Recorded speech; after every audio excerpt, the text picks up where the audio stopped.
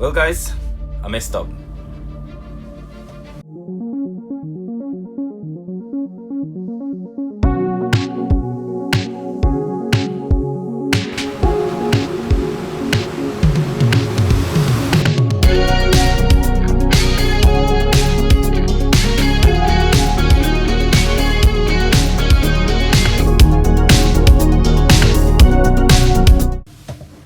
Now, I don't know if I've mentioned this in the previous videos, but most of the videos you see me post on my channel will be videos of repairs and activities I've done in the past, not current activities, because working on a ship you are very busy, so sometimes having the time to record, edit and upload, I don't have that time, so bear in mind on that part. But in today's video I'll be showing you how I messed up installing a seal for a gear pump, and this gear pump is for a Detroit diesel 471 generator engine.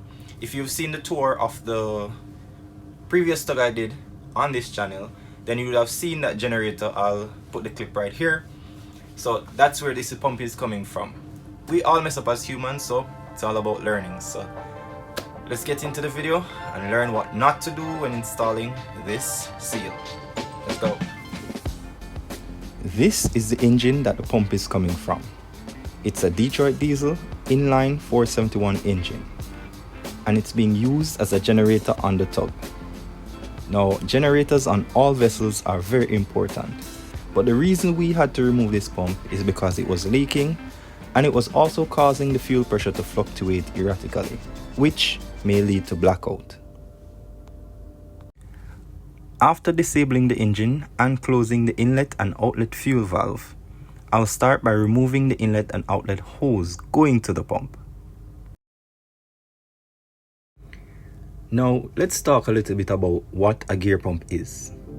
A gear pump has two gears: a driver gear that is driven by an external source, and a driven gear, which is driven by the meshing of the teeth of the two gears. Now the liquid enters the inlet port and is then carried around the casing and is pushed out through the outlet port due to the meshing motion of the gear teeth. This is a very compact engine, so the pump is secured to the side of the blower via 3 bolts. Now because it's such a tight space, they have built specially shaped tools to make it easier to remove some of these bolts. But for now, I don't have those tools. So we'll see how a socket and a ratchet set works and a spanner. I believe the tool is called a moon-shaped spanner. As an engineer, you always have to learn to work with what you have, so we're gonna make it work. Now remember I said a gear pump is driven by an external source. For this gear pump, it's driven by the shaft that runs through the blower motor. Now this shaft has a slot attached to the end where this fork piece is secured to help with the rotation of the pump. So with the pump removed, I'll take it to the workshop and start disassembly. So I'll have to start by removing all 8 bolts at the top, removing the relief valve at the side, and lifting the cover. Then I will be exposed to the gears and the seals that I need to change.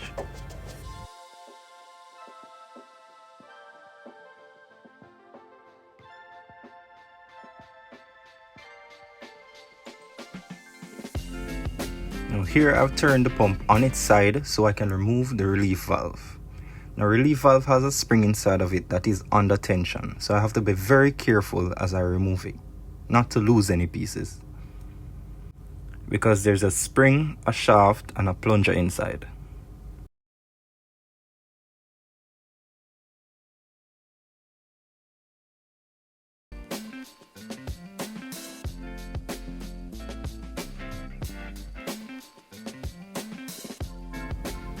Now with all bolts removed and the relief valve removed, I can go ahead and start prying the cover open, being careful not to damage the body of the pump, because that would be even bigger problem.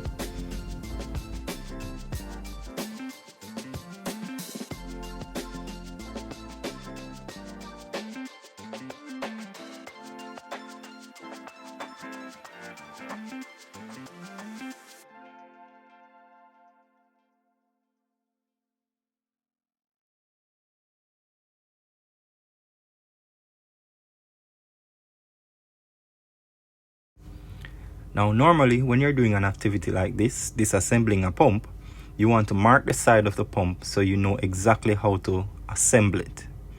But if you look at the cover, the slot where the long shaft for one of the gears and the short shaft are different, and they are of different sizes, so there's no way to mix up the position to which you put the cover back on. Now we can go ahead and remove gear number 1 and gear number 2. It seems to be a little bit stuck. Now doing repairs on pump, you find and learn different things. Now the aim was just to change the seal in this pump, but if you look at the shaft, you can see where the seal has been cutting into the shaft.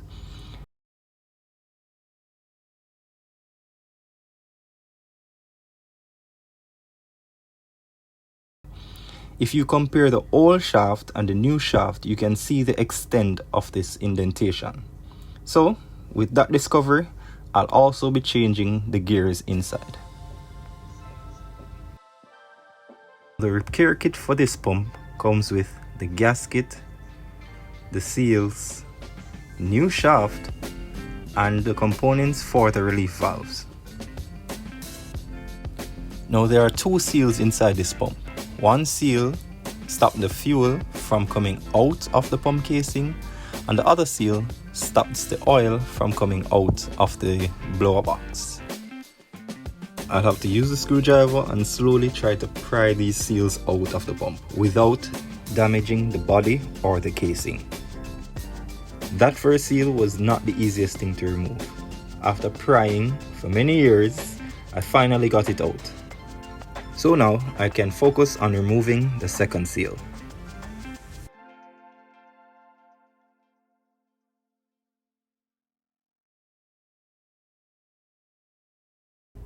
So back into the vise, and this one was not as bad. After a few pulls, it came right out. And there you have it.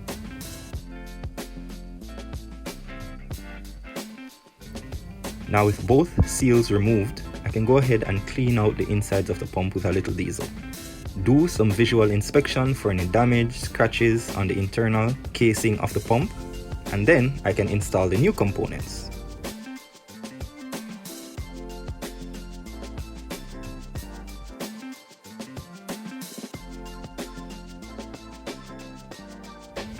Now at the starting of the video, I said I messed up.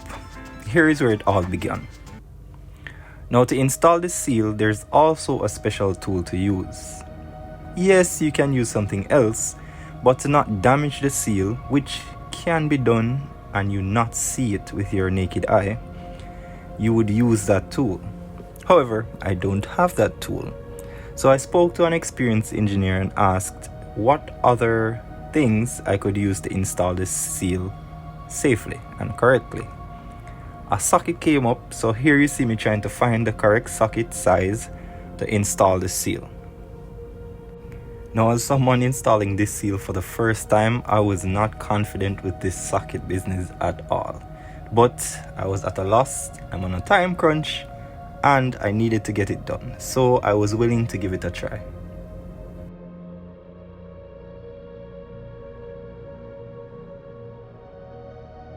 To my fellow engineers out there, I would say do not use a socket. Try to find the tool and or borrow the correct tool to do it. It's better that way. Now we do have a job tomorrow, so out of desperation of needing this generator to be back in service or on standby, I will go ahead and use the socket. Let's see what's the outcome. And you guessed it. After finishing the assembly on that pump and installing it back on the engine, it started leaking even before starting the engine. So I had to remove it again. Removing the seals and installing new seals all over again. This time I had a bright idea and a secret weapon. Let me explain. Now, earlier I said to find the original tool, but that may have you at a disadvantage. So here's another method I found to work perfectly. Now, one of the gears I removed from the pump had a long shaft. and that gear sits in the same slot that the seal has to go in.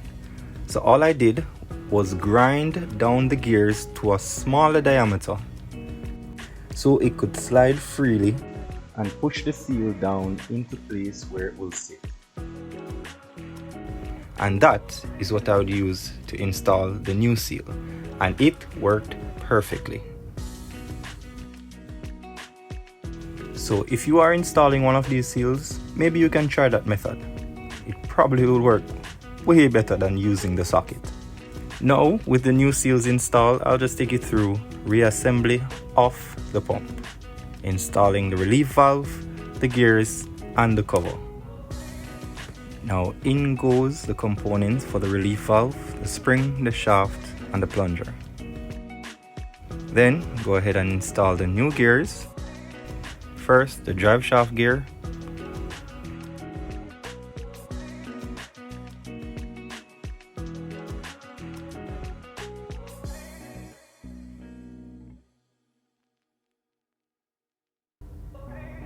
And then the idle or driven gear.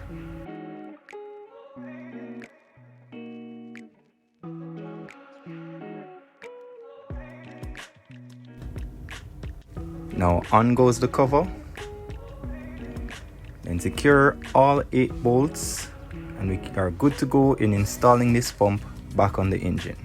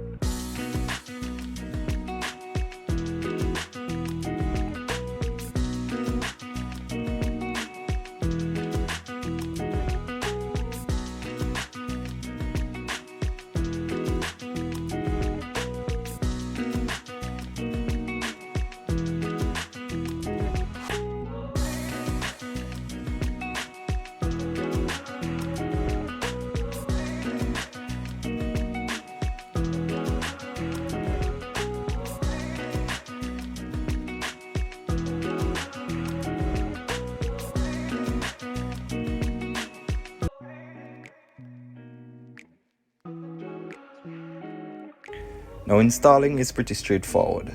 Align the fork piece into the slot and then install all 3 bolts to secure the pump to the blower. Not forgetting to install the gasket.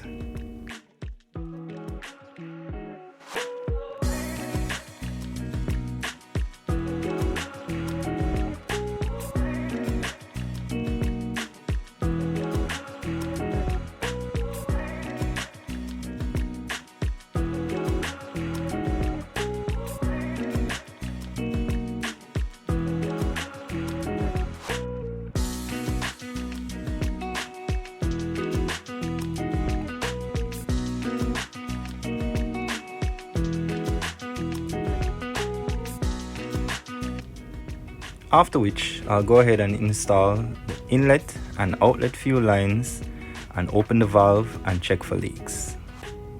And then we can start the engine.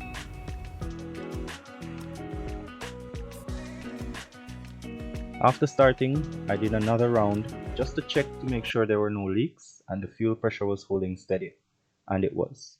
So I'll call that a success. I want to thank you guys for watching again. Remember, like, comment, and share. Don't know? Don't touch. Learn first. See you in the next one.